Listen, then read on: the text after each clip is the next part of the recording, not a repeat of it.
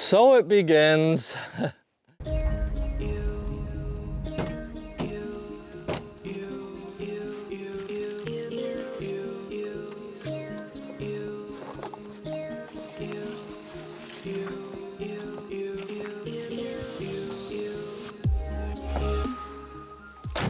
Now let's go toss some plastic. Ladies and gentlemen, welcome back to the channel. We have finally left the mitten. Yes, that is right. We find ourselves in Mammoth Cave, Kentucky, taking on Wolf Knob DGC. Of course, I'm very excited to check out. And you might be thinking, Hunter, if you've left Michigan, why are you still so bundled up? Guys, I drove 6 hours south. The high of today, 41 degrees. May have been the worst decision I've ever made. Plus, it's blowing like 20. It's absolutely freezing out. But we have hole one, 180 feet. You have this tricky kind of late flip forehand route and a bailout hyzer lane. We are going to go up the left side with our paradox. All right, that was a lot better than I expected. I think we slid up there far enough to have a putt. Let's get started. Much better start than I expected, and it was nice to have some confidence in the paradox. Hole two, and we have another tricky one with elevation, 292 feet. You do kind of have two lanes here, but regardless, you need kind of a skip or a late flip, both of which are pretty difficult to execute. The basket is tucked way down there off to the right. I have no intentions of getting to the pin on our tee shot, but I am going to try a little flick down this left-hand lane with my scepter.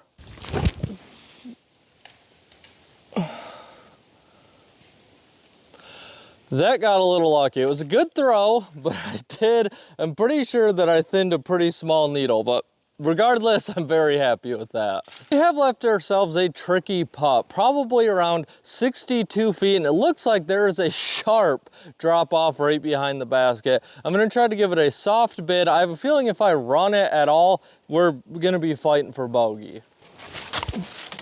Oh, nope, nope.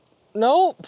Oh my gosh. I don't know if you could see that. That thing was right. I mean, that was like an inch from the edge, just kind of riding. That could have took off. Definitely want to watch the rollaways on this one. Hole three, 274 feet downhill. Now this is a pretty standard shot, but you do have to hit a pretty tight window. I'm gonna go with the Kotuku. I would like to go putter here because I don't want to get some massive skip, but this thing will handle the wind better. Nope. So it begins. We have left ourselves in an absolutely horrible lie. We have to lean out. We have a small, tight little anhyzer shot to hopefully leave ourselves a putt for the par. I'm gonna go with the Waka Waka.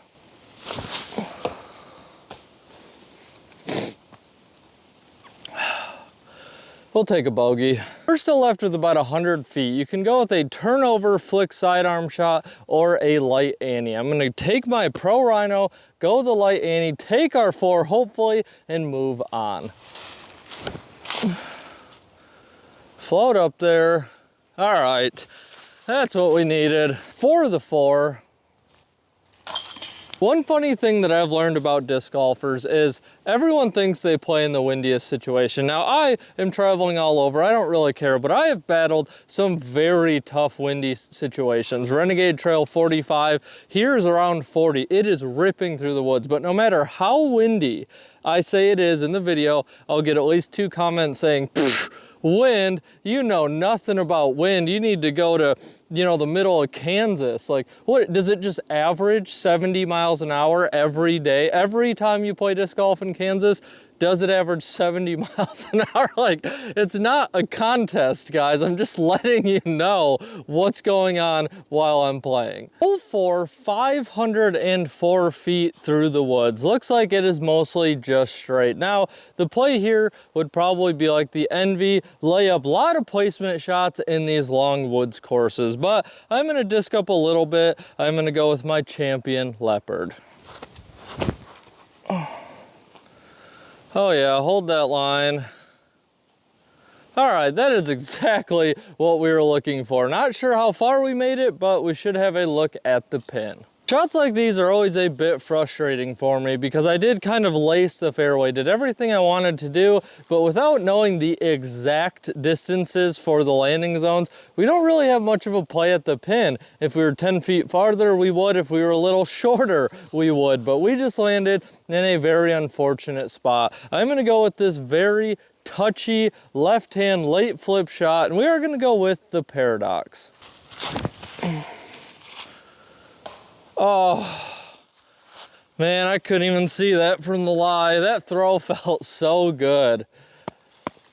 Bummer. We're about 105 feet from the basket, and honestly, we have no real run at it. It's completely tucked behind the trees. Very tricky lane to even get there. I'm gonna go with a high hyzer with my Pro Rhino. Get up there. All right, that worked out perfectly. For the par, hole 5, 288 feet. The basket is tucked off to the left and you have two options. You can go down this left-hand side kind of right at it, more of a flip-up shot, or you can go down the right-hand side where you're gonna need that end-of-flight stability, that fade. We are gonna try this infinite disc Exodus. My buddy Brian gave this to me right before I left Michigan, so let's see how it holds up for its first throw on the channel. Oh, you know, the thing is a little, I put it on a lot of hyzer, but it does have a little bit more of a bite than I expected. Probably around 46 feet uphill for the 2. Oh, nice little run. Hole 6, 233 feet. Now the basket is right in front of us and we are throwing over a ravine, but there's a clump of trees out there taking away that standard hyzer shot. So you have to go more of a direct approach. We are gonna go with our Rhino. Oh, caught a little branch. We might have a long putt. Not ideal. We've left ourselves a little edge of circle, downhill putt for the 2. Oh, we needed it. We desperately needed it.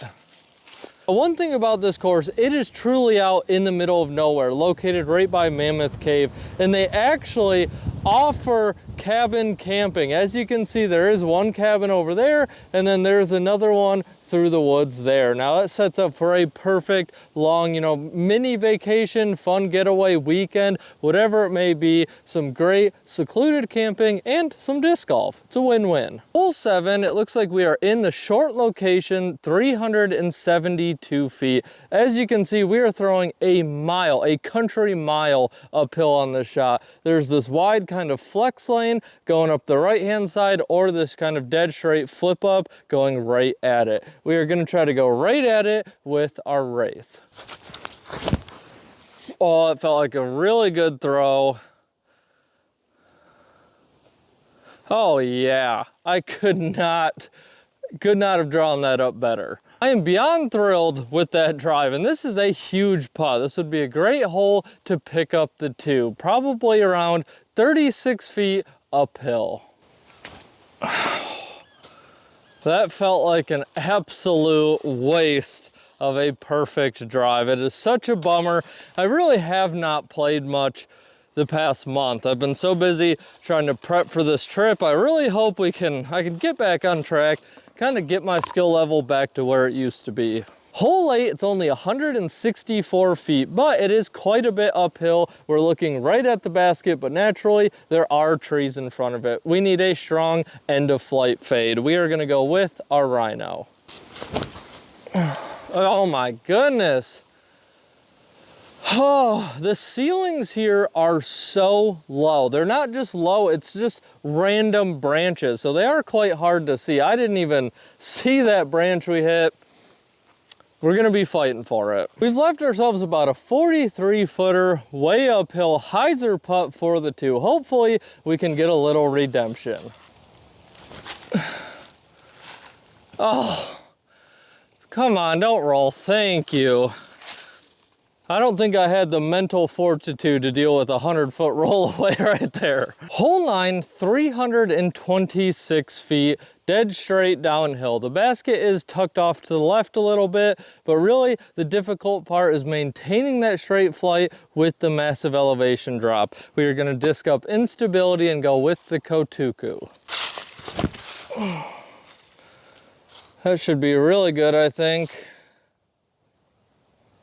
All right, I had 326. I don't think we went too deep. We might be really close. Unfortunately, the Kotuku ended up much farther away than I expected, which is a real bummer, leaving us about 42 feet uphill for the 2. Oh, noodled it. No confidence in the putt right now at all. For today's hole 9 break, I just wanted, it's actually snowing. It's actually snowing right now in southern Kentucky. Wow. Anyway, for today's hole 9 break, driving out here is one of the most gorgeous drives I've ever had. This place is a long ways off of the highway, at least from where I was, way tucked back in the woods, and I'm going through there and this traffic jam starts happening. Now it's only about 3 cars because there's not many people driving out here, but it was a while, like going 5 miles an hour, could not figure out what was going on. Turns out it was a horse and buggy, from what I would assume was an Amish person. Totally did not see that coming. It checks out, but it made the drive take quite a bit longer. Now, once I finally got around that, there was another traffic jam, more of an accident. Somebody actually had a roadside blueberry flavored shrimp stand way out here in Kentucky, and I had 2 thoughts.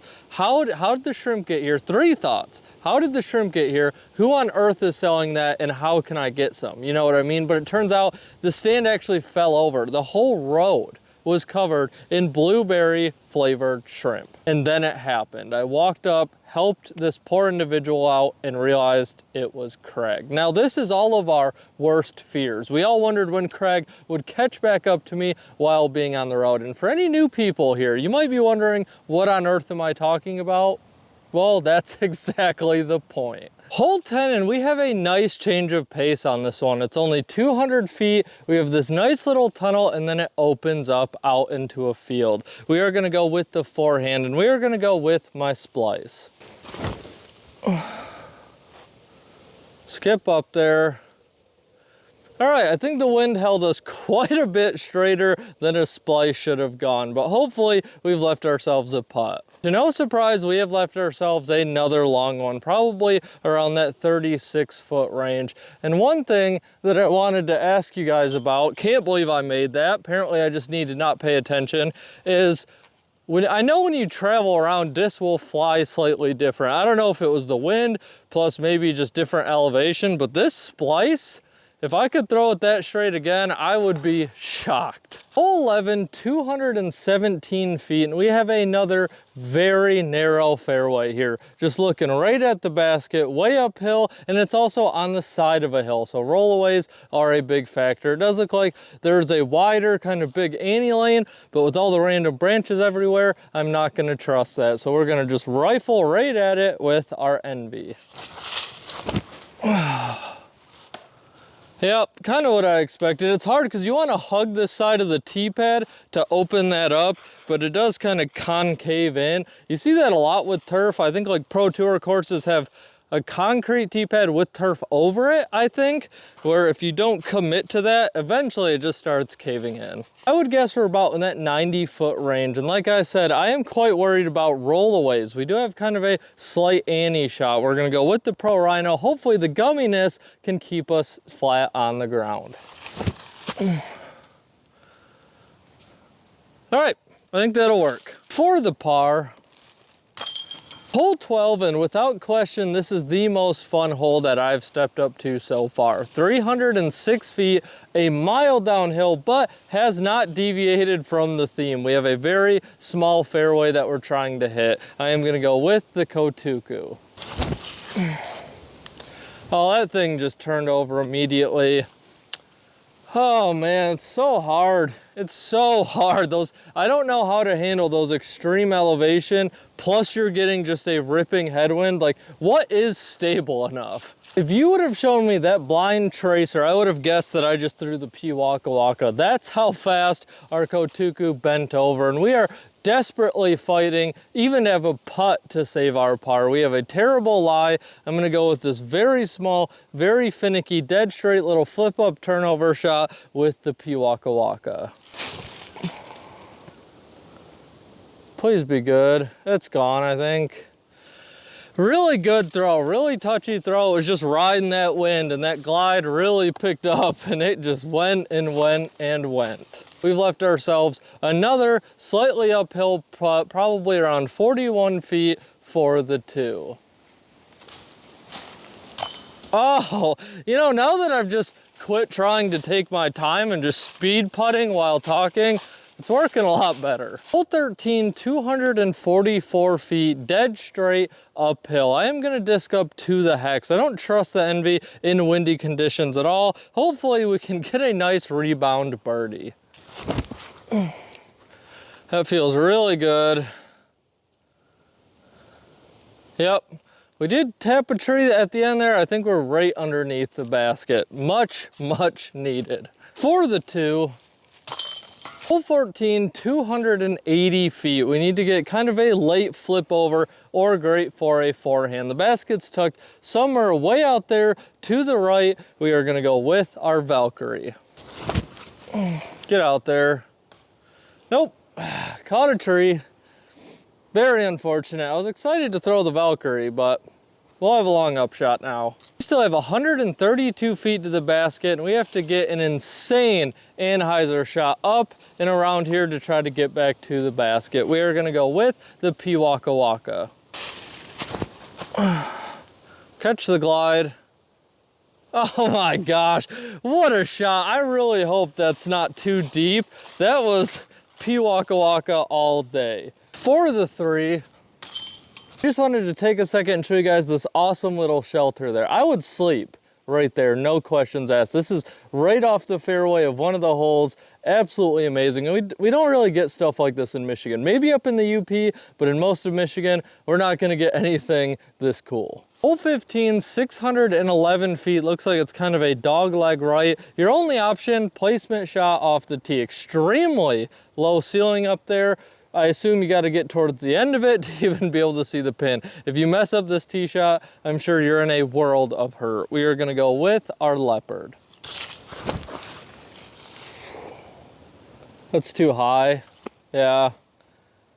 Good shot, too high. That ceiling is very low up there. I'm sure we're gonna be in a massive scramble. We are still 10 years from the basket. It is way up there off to the right, kind of like what we expected if we didn't get a little farther on that tee shot. Now, because it is so relentlessly windy, I'm just gonna go mid-range again. I would love to full send the Valkyrie or the Hades or something like that, but it's just not gonna work out for us. So I'm just gonna take my medicine and throw the hex. I mean, it feels like a good, nope, never mind. That's in the woods. It was looking good. We caught, you know, one of those branches hanging over there. We're battling. Here's where the hex landed. Now, we are only a couple feet off the fairway, but there's nothing here. There's absolutely no shot to try to make. Unfortunately, we're just gonna have to pitch out.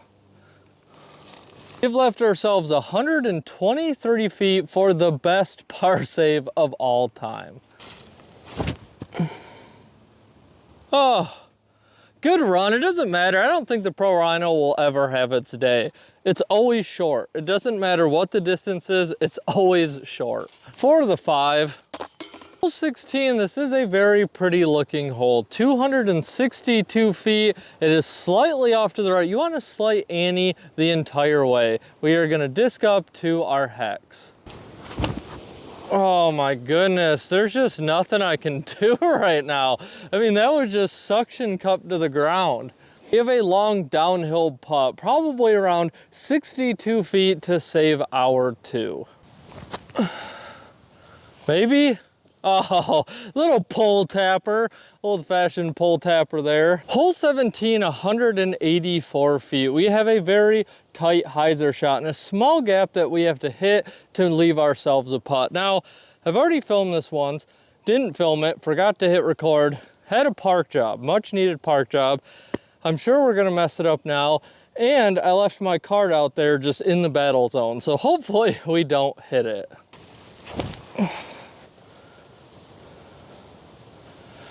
Man, that skipped. That must have caught some leaves. I don't know if we'll have a putt. I am very thankful this Justice worked out a lot better than I realized. Rounding off our battle of a day taking on Wolf Knob, very difficult course, even worse conditions. Now even we have some snow coming in, but we have hole 18, 588 feet, a very pretty hole to kind of end the round on. Looking for a flex, long distance shot, and then attack the pin on shot number 2. We are gonna go with our Wraith. Oh, caught a branch. That took all the, yep, threw it a little too high, caught a branch. That pretty much took all the wind out of its sails. Let's have a great upshot. Got pretty much nowhere on that drive. We are still 310 feet away. And on the tee side it shows, I think there's a little pond or something up there. I don't know if it's dried out full or frozen right now, but we are gonna try to just avoid that at all costs. I'm gonna go with my Firebird, throw it nice and wide off here to the right, let it crash back. A long putt would be a win.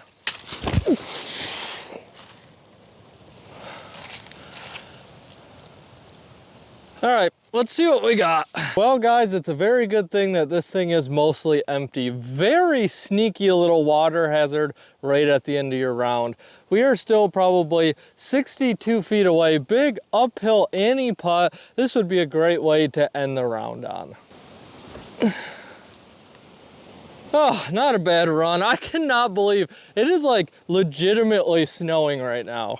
That wraps up today's video at Wolf Knob Disc Golf Course in Mammoth Cave, Kentucky. And guys, the first thing, this review will not take long. The first thing that we need to get out of the way is this 100% is a championship style course. This is not the course that you want to bring your beginner friends, even your intermediate friends are really going to struggle out here. There's very tight fairways, very low ceilings, and it is extremely punishing. But when it comes to a true championship style course, this thing's design is absolutely amazing. And for that subset of disc golfers who really enjoy, you want to come out here and just be a better player, this is the perfect course for you. You're going to need to pull every tool that you have in your arsenal and put it into play in one single round. This is all very important if you want to come out here because, again, remember, they have beautiful secluded cabins out here. I would love to stay in one of those in the middle of the woods, but if you're definitely a very casual disc golfer and you come out here really banking on that disc golf side, just really keep in mind what you're getting into. I'm going to keep it nice and simple. Overall, I'm going to give Wolf Knob the very solid score of 8 out of 10. Everything you want from a tricky, challenging championship course, you are going to get here, but I think some of the drawbacks, again, is aimed at such a very small subset of disc golfers, as well as I think some of the low ceilings, they're more just like they're stray branches that you can't see very well off the tee pad, and it takes some adjusting, and it almost feels like a little bit of throw and hope. You'll have a shot that feels great, hit something you didn't know what was there, you're in the woods fighting for bogey. For any disc golfer really looking to improve and have a getaway, this truly is the perfect place. I hope you guys enjoyed today's video. Now it's your turn to go toss some plastic.